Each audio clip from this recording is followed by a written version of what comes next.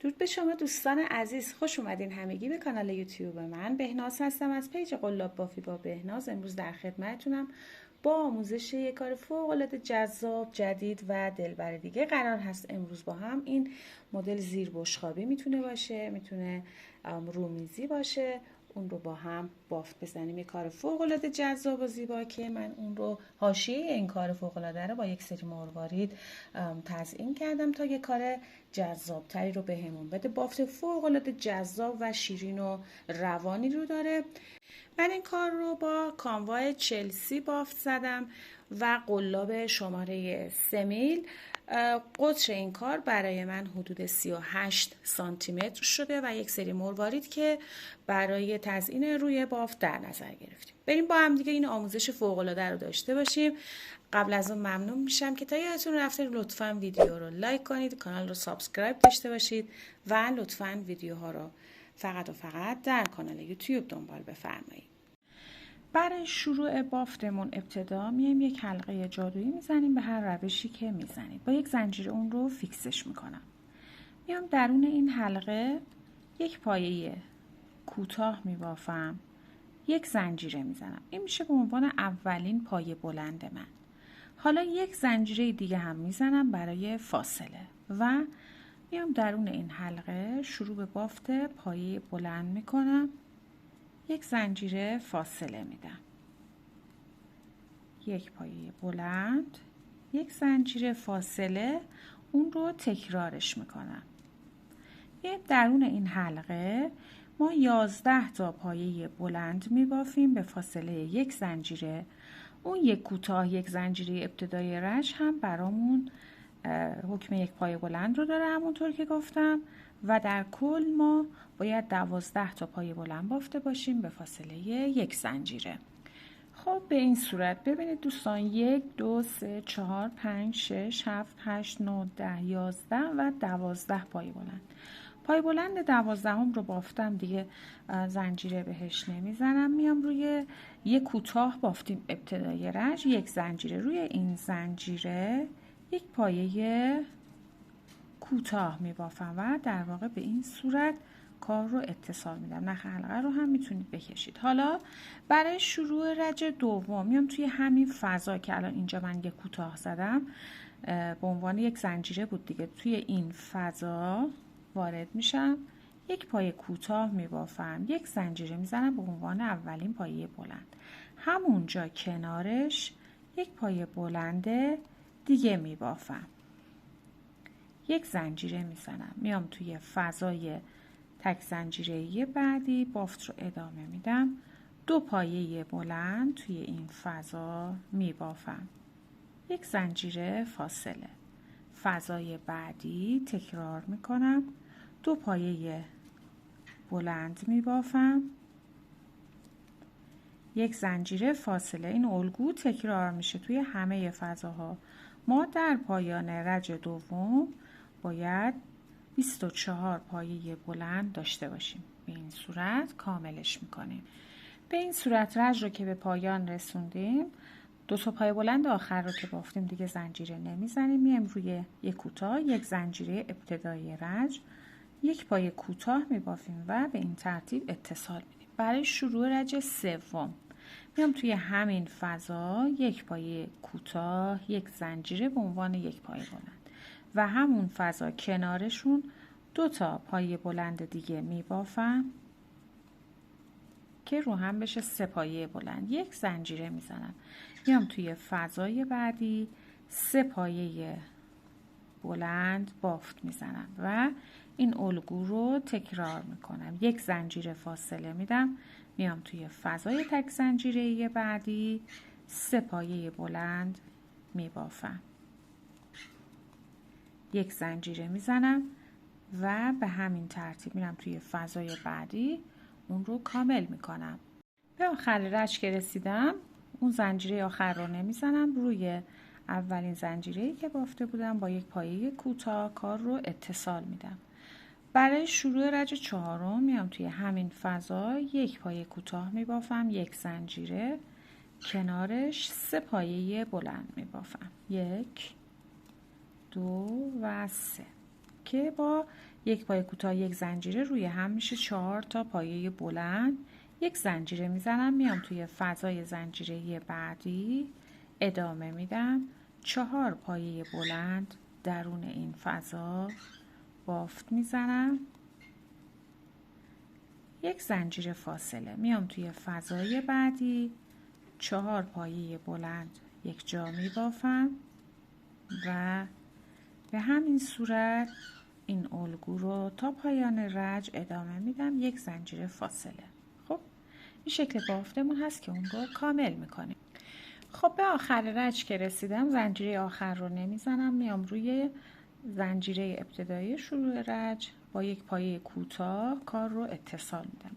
برای شروع رج پنجم همینجا یک پایه کوتاه میبافم، یک زنجیره میزنم، کنارش میام یک پایه بلند میبافم، یک زنجیره میزنم. حالا میام از این 4 تا پایه 2 تا پایه رها میشه. پایه بعدی میام 2 پایه بلند اینجا میبافم، یک زنجیره فاصله میدم. توی فضای بعدی، فضای تک زنجیره‌ای، 2 پایه بلند میبافم، یک زنجیره فاصله. از این 4 تایی 2 تا پایه رها میشه. بعدیش 2 پایه بلند میبافم، یک زنجیره فاصله. درون فضای تک زنجیره‌ای بعد 2 پایه بلند میبافم، یک زنجیره میزنم و به همین صورت این الگو رو دور تا دور کارم تکرار میکنم.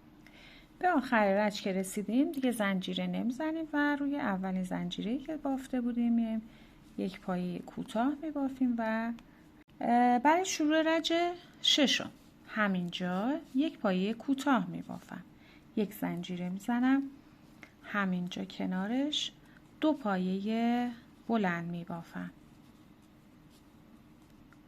یک زنجیره میزنم، میام درون فضای بعدی 3 پایه بلند میبافم، یک زنجیره فاصله. این الگو تکرار میشه توی هر کدوم از فضاهای تک زنجیره‌ایمون 3 پایه بلند میبافیم، یک زنجیره میزنیم و این الگو رو به همین صورت تکرارش میکنیم. به آخر رج که رسیدیم میام روی زنجیره ابتدایی رج یک پایه کوتاه میزنم و رج رو به پایان میرسونم. حالا برای شروع رج هفتم میام همینجا یک پایه کوتاه میبافم، یک زنجیره میزنم و میام همینجا کنارش 2 تا پایه بلند دیگه میبافم. این رج هم مثل رج قبل بافته میشه. یک زنجیره میزنم، میام توی فضای بعدی 3 پایه بلند میبافم. همونطور که گفتم مثل رج قبل ما توی هر کدوم از فضاهامون میایم 3 تا پایه بلند میبافیم و به همین ترتیب این الگو رو ادامه میدیم. پس رج ششم و هفتم مثل هم بافته میشه. توی هر فضا 3 پایه بلند رو میبافیم و تکرارش میکنیم. در آخر رج روی زنجیره ابتدای رج یک پایه کوتاه و اتصال میدیم بافت رو. برای شروع رج هشتم حالا رج هشتم و نهم مثل هم بافته میشه. میام توی همین فضا یک پایه کوتاه یک زنجیره میبافم و همونجا کنارش 3 پایه بلند میبافم. به این صورت یک زنجیره میزنم، میام توی فضای بعدی 4 پایه بلند میبافم. 2 3 و 4. یک زنجیره میزنم، میام توی فضای بعدی به همین صورت این الگو رو تکرار میکنم. توی هر فضا 4 پایه بلند میبافم به فاصله یک زنجیره. ببینید دوستان به این صورت. خب این الان رج هشتم هست که ما میبافیم. رج نهم رو هم به همین صورت بافت میزنیم. توی هر فضا 4 پایه بلند میبافیم به فاصله یک زنجیره. خب دوستان من یک رج دیگه هم بهش اضافه کردم. ببینید 1 2 3 4 5 6 7 8 9 تا پایان رج نهم بافتم. 2 رج آخر تو هر پایه تو هر دسته 4 تا پایه داریم که 2 بار اون رو تکرارش کردم. خب به این صورت و در آخر رج بدون اینکه زنجیره بزنیم میایم روی زنجیره ابتدای رج یک پایه کوتاه میبافیم و به این صورت اتصال میدیم. حالا برای شروع رج دهم میام همینجا یک پایه کوتاه میبافم، یک زنجیره میزنم و همینجا یک پایه بلند میبافم و در ادامه میام همینجا روی زنجیره یک پایه بلند، بعدی هم به همین صورت یک پایه بلند. روی 4 تا پایه‌ای که داریم هر کدوم یک پایه بلند میبافیم. در فضا 2 پایه بلند، روی 4 تا پایه بعد هم هر کدوم یک پایه بلند میبافیم و به این صورت رج رو ادامه میدیم. روی پایه ها هر کدوم یک پایه بلند بافته میشه. در فضای زنجیره‌ای 2 پایه بلند میبافیم. ببینید دوستان به این صورت. خب این الگو رو ادامه میدیم. 4 پایه بلند، روی هر پایه یک پایه بلند، در فضا 2 پایه بلند، 4 پایه، 2 پایه و به همین صورت این الگو رو تا پایان رج ادامه میدیم. خب به این صورت رج رو که به پایان رسوندیم دیگه توی آخر رج میایم روی زنجیره‌ای که بالای پایه کوتاه بافته بودیم یک پایه بست میزنیم و به این صورت رج رو به پایان میرسونیم. حالا برای شروع رج 11 ما میایم از پشت باف روی پایه بعدی گندمی پایه بعدی قلاب رو به این صورت وارد میکنیم و این نخ حلقه رو که در آوردم درون این قلاب میبرم و آروم میکشم میبرم پشت بافت این حلقه رو که بافت نخم در واقع پشت بافت قرار میگیره. حالا برای شروع رج 11 میام ببینید ما توی این رج قرار هست روی لوپ پشتی پایه ها بافت انجام بدیم. پس همین پایه لوپ پشتی یک پایه کوتاه میبافم، یک زنجیره میزنم. پایه بعد لوپ پشتی که این میشه حکم یک پایه بلند، یک پایه بلند بعدی. پایه بعد لوپ پشتی یک پایه بلند و به همین ترتیب این الگو رو ادامه میدم. روی هر کدوم از پایه ها لوپ پشتی یک پایه بلند میبافم تا پایان این رج. به این صورت. خب این الگو رو دور تا دور کارم ادامه میدم. در پایان رج 11 ما باید 144 پایه داشته باشیم. خب به آخر رج که رسیدیم بست آخر رو که زدیم همونطور که گفتم 144 تا پایه باید داشته باشیم. برای شروع رج 12 باز میایم مثل رج قبل قلاب رو آزاد میکنیم، گندمی پایه بعدی رو میگیریم و نخ حلقه رو میبریم به پشت بافت به این صورت. برای شروع رج 12 روی همین پایه لوپ پشتی درست مثل رج قبل یک پایه کوتاه یک زنجیره. پایه بعدی لوپ پشتی یک پایه بلند ادامه میدیم. این رج رو هم مثل رج 11 روی هر پایه لوپ پشتی یک پایه بلند میبافیم و به پایان میرسونیم و در پایان رج 12 ما همچنان باید 144 پایه بلند داشته باشیم. خب بعد از اینکه رج رو به پایان رسوندیم حالا میخوایم بریم برای بافت حاشیه کار. ابتدا میایم بست میزنیم روی اولین زنجیره‌ای که بافته بودیم. برای شروع رج 13 میایم پایه بعدی گندمی پایه بعد رو کامل میگیریم، یک پایه کوتاه میبافیم، 3 زنجیره میزنیم. در ادامه از پایه بعدی شروع به بافت پایه کوتاه میکنیم. 1 2 3 4 5 و 6 پایه کوتاه میبافیم. 3 زنجیره میزنیم.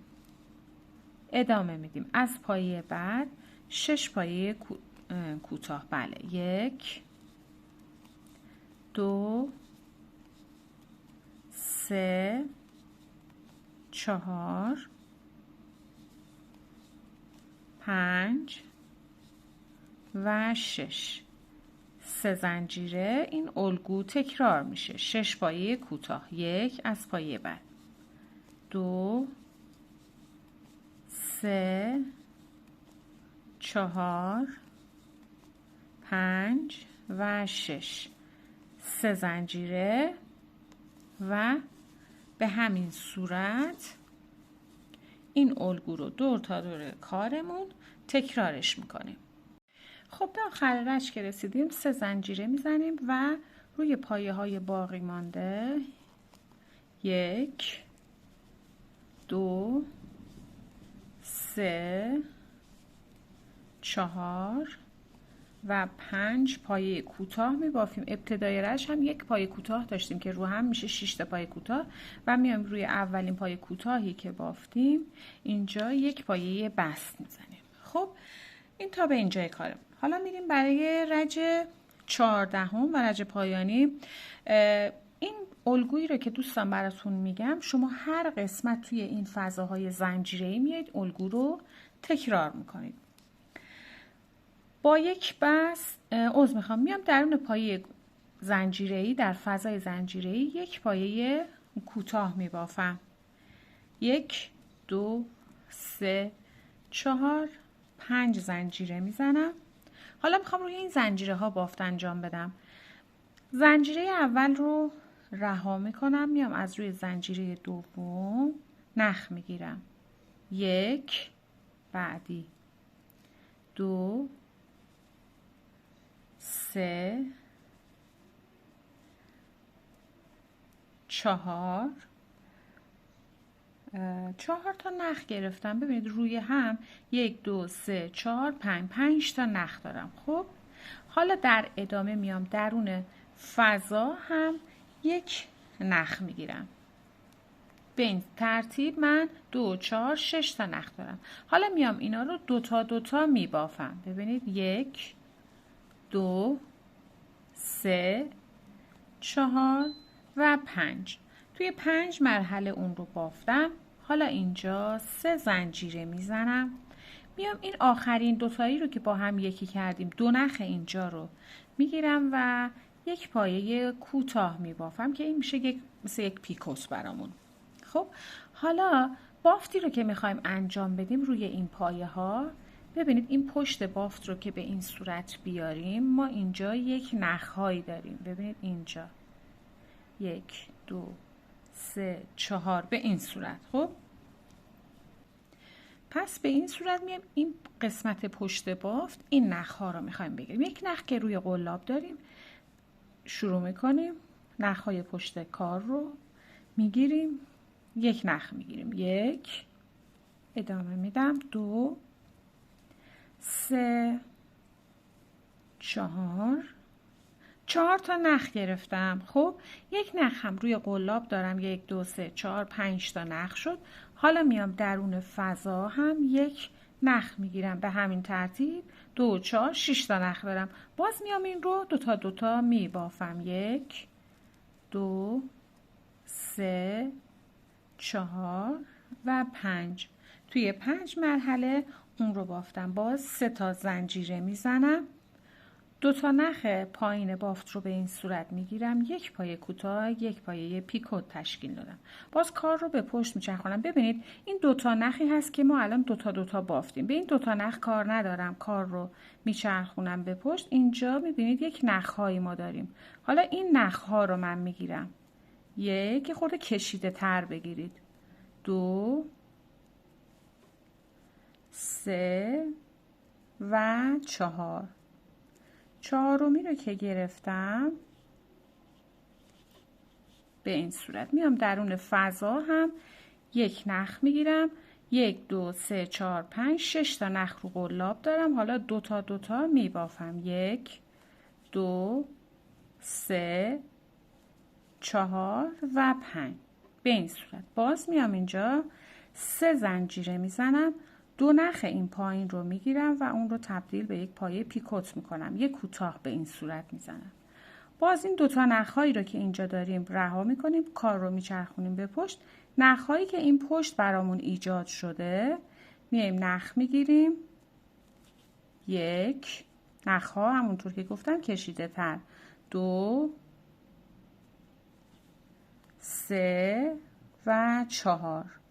4 نخ اینجا گرفتم. 1 نخ رو قلاب داشتم 5 تا. 1 نخ در فضا میگیرم. 6 تا باز من نخ دارم. 2 تا میبافم. 1 2 3 4 و 5 به این صورت. باز این الگو رو یک مرتبه دیگه تکرار میکنم. 3 زنجیره میزنم. اون رو تبدیل به پایه پیکوت میکنم. یک کوتاه در واقع. این 2 نخ رها میشه. کار رو به پشت میچرخونم. نخهایی رو که این پشت دارم به این صورت میگیرم. 1 2 باید دستتون کشیده تر باشه. سفت ببافید این نخها سفت میشه. 3 و 4 درون فضا یک نخ میگیرم. روی هم 6 تا نخ دارم. حالا 2 تا میبافمشون توی 5 مرحله. خب ببینید ما باید اینجا 4 تا پیکوت داشته باشیم.